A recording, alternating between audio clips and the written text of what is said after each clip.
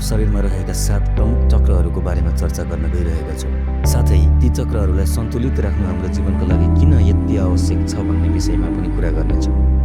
मानव शरीर केवल एक भौतिक संरचना मात्र होइन, यो ऊर्जाको एक सूक्ष्म प्रणाली हो। यस प्रणालीमा रहेका 7 प्रमुख चक्रहरूले हाम्रो शारीरिक स्वास्थ्य, मानसिक अवस्था र भावनात्मक सन्तुलनमा गहिरो प्रभाव पार्छन्। जब यी चक्रहरू सन्तुलनमा हुन्छन्, जीवन अझ शान्त, स्पष्ट र सकारात्मक बन्छ। तर जब तिनीहरू असन्तुलित हुन्छन्, तनाव, भ्रम र असन्तुष्टि बढ्न थाल्छ। आजको यस भिडियोमा हामी यी 7वटा चक्रहरूलाई कसरी सन्तुलनमा राखेर जीवनलाई अझ राम्रो, सचेत र अर्थपूर्ण बनाउन सकिन्छ भन्ने विषयको अन्वेषण गर्नेछौँ। सबै चक्रहरूलाई सन्तुलनमा राख्ने प्रक्रिया कुनै एउटा प्रविधि, एउटै आसन वा एउटै मन्त्रमा सीमित हुँदैन। यो एक समग्र जीवनशैली हो जहाँ शरीर, मन, श्वास र चेतनाबीचको समन्वय अत्यन्त आवश्यक हुन्छ। मानिसहरू प्राय एउटै चक्रमा मात्र ध्यान केन्द्रित गर्दछन्, तर सम्पूर्ण ऊर्जा प्रणाली सन्तुलित नभएसम्म स्थायी सन्तुलन सम्भव हुँदैन। सबै चक्रहरूलाई सन्तुलनमा राख्नु भनेको आफ्नो सम्पूर्ण जीवनलाई सन्तुलनतर्फ उन्मुख गराउनु हो। सबै चक्रहरूलाई सन्तुलनमा राख्ने पहिलो र सबैभन्दा महत्त्वपूर्ण उपाय हो सचेत श्वास-प्रश्वास। श्वास-प्रश्वास शरीर र मनलाई जोड्ने पुल हो। जब श्वास छिटो र असचेत हुन्छ, ऊर्जा विखण्डित हुन्छ। तर जब श्वास गहिरो, ढिलो र सचेत हुन्छ, ऊर्जा मेरुदण्ड हुँदै स्वाभाविक रूपमा प्रभावित हुन थाल्छ।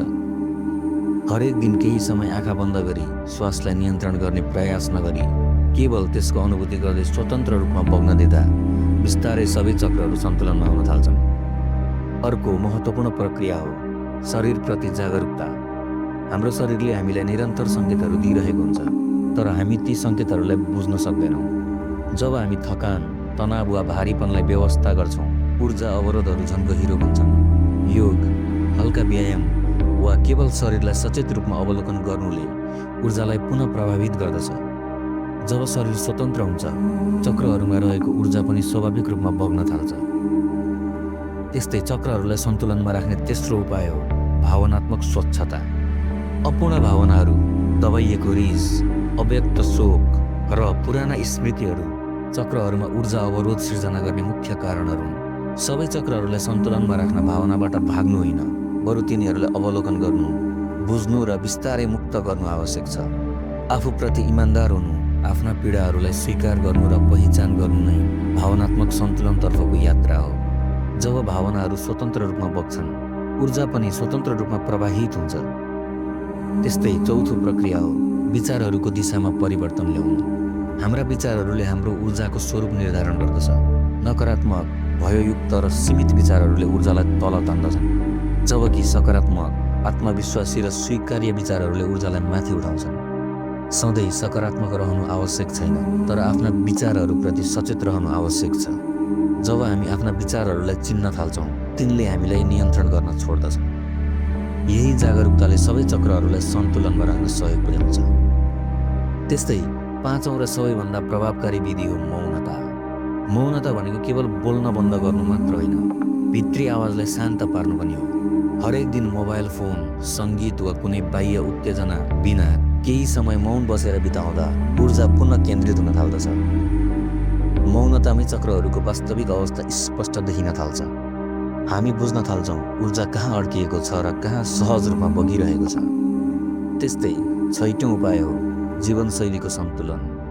अनियमित दिनचर्या, असन्तुलित आहार र अत्याधिक मानसिक उत्तेजनाले चक्रहरूलाई कमजोर बनाउँछ। सरल, सात्विक र सचेत जीवनशैलीले ऊर्जालाई स्थिर र सन्तुलित बनाउँछ। खाना केवल पेट भर्ने माध्यम मात्र होइन, यो ऊर्जालाई आत्मसात गर्ने प्रक्रिया पनि हो। हामीले खाने खाना मात्र होइन, त्यसबेला बोकेका भावनाहरू पनि ऊर्जामा रूपान्तरित हुन्छन्। त्यसैले शान्त मनले खाना खाने, प्रकृतिसँग समय बिताउने र शरीरलाई पर्याप्त आराम दिने अभ्यासहरू चक्र सन्तुलनका महत्त्वपूर्ण आधारहरू हुन्। सबै चक्रहरूलाई सन्तुलनमा राख्ने अर्को महत्त्वपूर्ण उपाय हो स्वीकृति। स्वीकृति भनेको आफूलाई जस्तो छ त्यस्तै रूपमा स्वीकार गर्नु हो। यहाँ कुनै सङ्घर्ष छैन, कुनै तुलना छैन। जब हामी आफूलाई जबरजस्ती परिवर्तन गर्ने चाहनालाई छोड्छौँ र बुझाइको यात्रामा अघि बढ्छौँ, तब मात्र साँचो सन्तुलन सम्भव छ। चक्रहरू जबरजस्ती प्रयासले खुल्दैनन्, आफूप्रति कोमल हुँदा मात्र तिनीहरू स्वाभाविक रूपमा खुल्छन्। सबै चक्रहरूलाई सन्तुलनमा राख्नु कुनै लक्ष्य प्राप्त गर्ने दौड होइन, यो सचेत भएर बाँच्ने कला हो।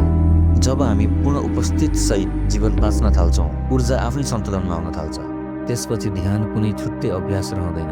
हरेक श्वास ध्यान बन्छ, हरेक पाइला आध्यात्मिक अभ्यास बन्छ र हरेक अनुभवले हामीलाई आन्तरिक शान्तिको अझ नजिक पुर्याउँछ। जब सबै चक्रहरू सन्तुलनमा हुन्छन्, जीवन कम द्वन्द्वपूर्ण र बढी स्पष्ट हुन्छ। मन शान्त हुन्छ, शरीर ऊर्जावान हुन्छ र चेतनाको विस्तार हुन्छ। यही नै पूर्ण चक्र सन्तुलनको अवस्था हो, जहाँ व्यक्ति आफू र सम्पूर्ण अस्तित्वसँग एकरूप हुन्छ। धन्यवाद।